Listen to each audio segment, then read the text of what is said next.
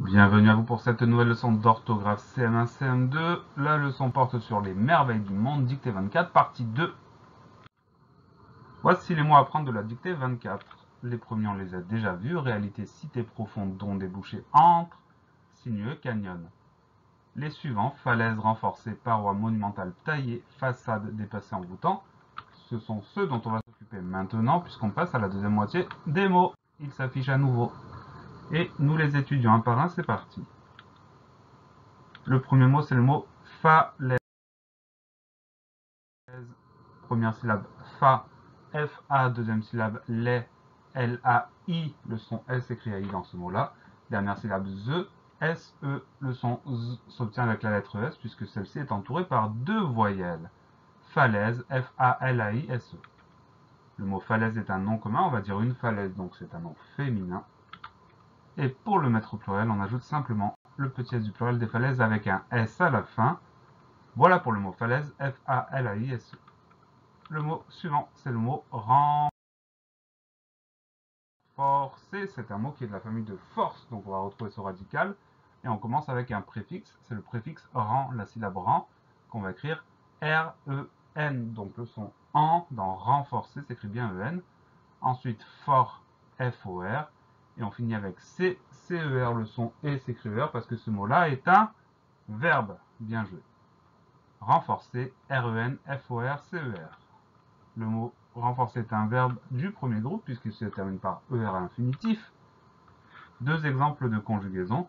Au présent, il renforce. Au passé composé, tu as renforcé. Le passé composé nous offre le participe passé renforcé avec accent aigu à la fin. Voilà pour le mot renforcer, R-E-N, F-O-R, C-E-R. Le mot suivant, c'est le mot paroi. Un mot assez simple. Première syllabe, pa, P-A. Deuxième syllabe, roi, R-O-I. Il n'y a rien à ajouter. On écrit tout ce qu'on entend. Paroi, P-A-R-O-I. Le mot paroi est un nom commun. C'est un nom féminin puisqu'on dirait une paroi. Et pour le mettre au pluriel, on ajoute le S du pluriel des parois avec un S à la fin. Voilà pour le mot paroi, P-A-R-O-I. Le mot suivant, c'est un long mot qui est de la famille de monument. Donc on va retrouver ce radical là. C'est le mot monumental. Première syllabe, mot, M-O. Deuxième syllabe, nu, N-U. Troisième syllabe, man, M-E-N. On fait attention au son en qui s'écrit bien E-N. Et dernière syllabe, tal, T-A-L. Donc la seule chose à laquelle on va prêter attention, c'est ce son en qui s'écrit E-N. Pour le reste, tout va bien. Monumental, M-O-N-U-M-E-N-T-A-L. Le mot monumental est un adjectif qualificatif. On va dire comment est-il, il est monumental. On le décline à elle. C'est du masculin singulier. Attention, masculin pluriel, on va changer le suffixe de monumental. On va passer à monumentaux. Monumentaux, A-U-X. Au féminin singulier, on va prendre monumental, on ajoute le du féminin. Monumental, A-L-E.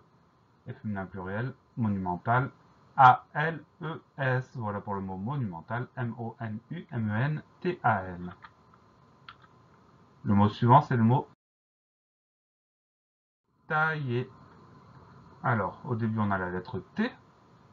Ensuite, on a le son I. Et ce son I, il va s'écrire A-I-2-L. Donc, on fait attention à ça. Le son I, A-I-2-L. On finit avec le son E qui va s'écrire E accent aigu. Il existe le verbe tailler, dont l'infinitif est ER, mais ici on a l'adjectif taillé, c'est pourquoi on a E accent aigu à la fin. Donc on fait simplement attention à ce son I, taillé, T-A-I-2-L, E accent aigu. Comme je vous l'ai indiqué, c'est un adjectif qualificatif, la version de la liste avec E accent aigu, c'est le masculin singulier. Masculin pluriel, on ajoute le S du pluriel, féminin singulier, on ajoute le du féminin, ça nous donne taillé et E. Et féminin pluriel, on ajoute le du féminin, le S du pluriel, taillé et ES. Voilà pour le mot taillé, T-A-I-2-L-E accent aigu. Le mot suivant, c'est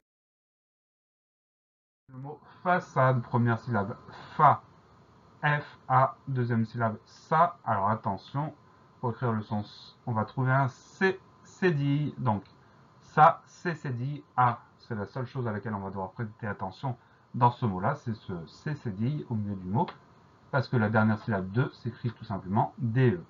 façade, F-A-C-C-D-I-A-D-E.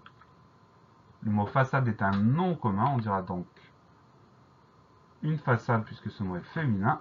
Et pour le mettre au pluriel, on ajoute le S du pluriel, des façades avec un S à la fin. Voilà pour le mot façade, F-A-C-C-D-I-A-D-E. Le mot suivant, c'est le mot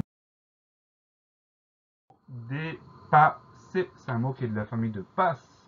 Donc on va retrouver ce radical. La première syllabe, c'est le préfixe D, D-E, E accent aigu. Deuxième syllabe, pas, PA. Troisième syllabe, C. Alors pour avoir le son S, on va être obligé de mettre deux S, donc deux S, ER. Ça veut dire que le son E de la fin du mot s'écrit ER. Pourquoi? Parce que ce mot-là est un verbe tout simplement. Dépasser, D-E accent aigu, P-A, deux S, E-R. Le mot dépasser est un verbe du premier groupe puisque son infinitif se finit en ER. Deux exemples de conjugaison, au présent vous dépassez et au passé composé elle a dépassé.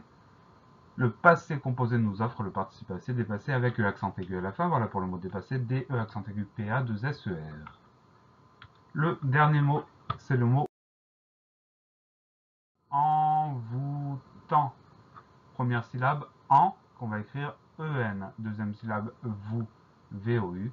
Troisième syllabe, tant, T-A-N-T. Alors le deuxième son en, celui de la fin de envoûtant, on l'écrit A-N. Et on a un T mu à la fin du mot, mais ce T, on va l'entendre en mettant le mot au féminin. Envoûtante, on entend ce T, donc on y pense. Envoûtant, E-N-V-O-U-T-A-N-T. Le mot envoûtant est un adjectif qualificatif. On peut dire comment est-il? Il est envoûtant. On le décline avec un T, c'est la version de la liste, masculin singulier. Masculin pluriel, on ajoute le S du pluriel, envoûtant avec un S. Féminin singulier, on va ajouter le E du féminin, et du coup, on va entendre ce T de la fin du mot, puisqu'on va dire envoûtante. Et enfin, féminin pluriel, on ajoute le E du féminin, le S du pluriel, envoûtante, ES à la fin. Voilà pour le mot envoûtant, E-N-V-O-U-T-A-N-T. La leçon est finie. Pensez à réviser, pensez à vous entraîner, et à bientôt sur la classe plus.